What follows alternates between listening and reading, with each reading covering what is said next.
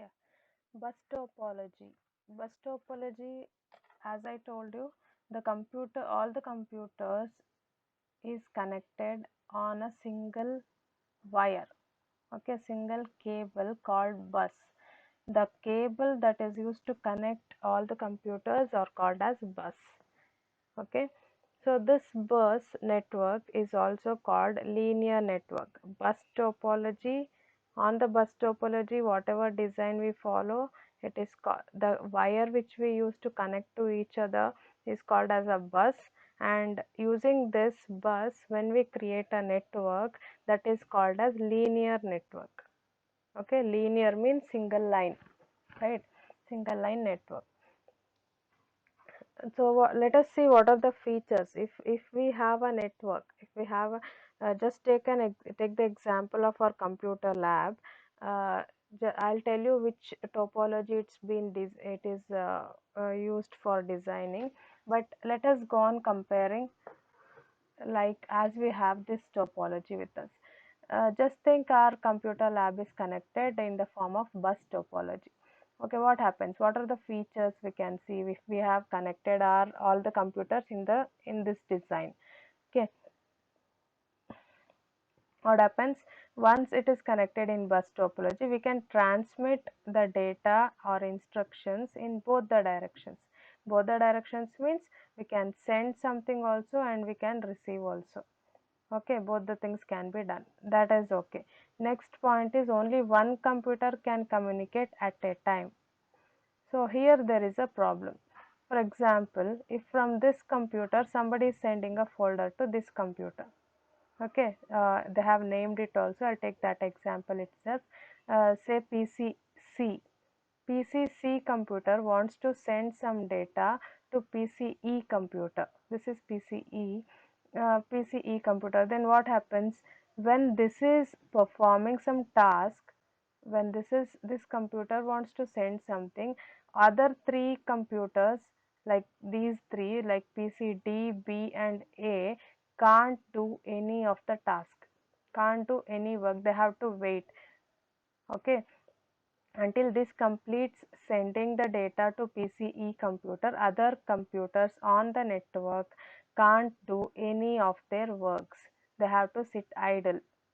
That is what it says. Only one computer can communicate at a time. That is a disadvantage, right? So will it work in our computer lab? No. That will become a disadvantage, right? Yeah. Next point is a device sends a broadcast message onto the wire that all other devices can see, but only the intended recipient accepts and processes the message. Yeah, same thing. All the computers on the network will receive a message, will receive a signal that one computer is that PCC is trying to communicate with PCE. That message, all the message or signal will be sent to all the computers which is connected through this bus, but they will not do any of the work. They will sit idle. They will come to know that somebody is trying to communicate, so we can't work at this time. Okay, but PCE knows that I am going to receive the message. That signal this PC gets, this computer gets, that I am going to get a message from PCC. Others also will get the message that PCC is trying to send some message to PCE. Then they will not do anything. PCE will be waiting for the message that is sent by C. Okay. Computer system can be easily added or removed from the network. Any number of computers can be connected, and any number of connected computers can be removed from this topology also. That is easy work. Next, the failure of single node does not affect the performance of the remaining network. Each computer, it may be any of the topologies, it can be bus, it can be star, or it can be ring. These computers are called as nodes. Node, node. Each computer is called as node. Okay, so if one computer fails, For example, PCB fails. PCB is not working. This computer is not working. So it doesn't affect any other computers on the network. This affects only to this particular computer. We can replace it or we can change, can repair or do something, but that doesn't affect to other computers which is on the network. So what are the things we learnt in bus topology? All the computers in bus topology are connected using a single wire. This wire is called as bus. Okay, using this bus we create a network where we can send the informations also and receive the informations also. Instructions can be transmitted in both the directions. Next, another one disadvantage is there, that at a time only one computer can communicate. Whichever computer wants to communicate, when it starts its communication, it will send a broadcast signal to all the other computers which is there on the network, that I am communicating. So others will keep quiet, they will not do any work. They will get the message that some other is trying to communicate. So other computers will not do any work, but the receiving computer will get a signal that you are going to get a message from some particular computer. So that after that it is easy to remove or add a computer to this network. And the last point is, if one computer gets failed, that doesn't affect to the whole network. Other computers will properly work, will properly do their work. Okay, that is what bus topology is. Let us move to next type of topology. Next type of topology is star topology. Star, I'm telling you star, that doesn't mean that it should look like in the shape of a star. Okay, they have taken the name of star because multiple sides. Okay, it can be connected to multiple sides. So taking that in sense, they have given a name to it. Okay, yeah, let us see what are its features.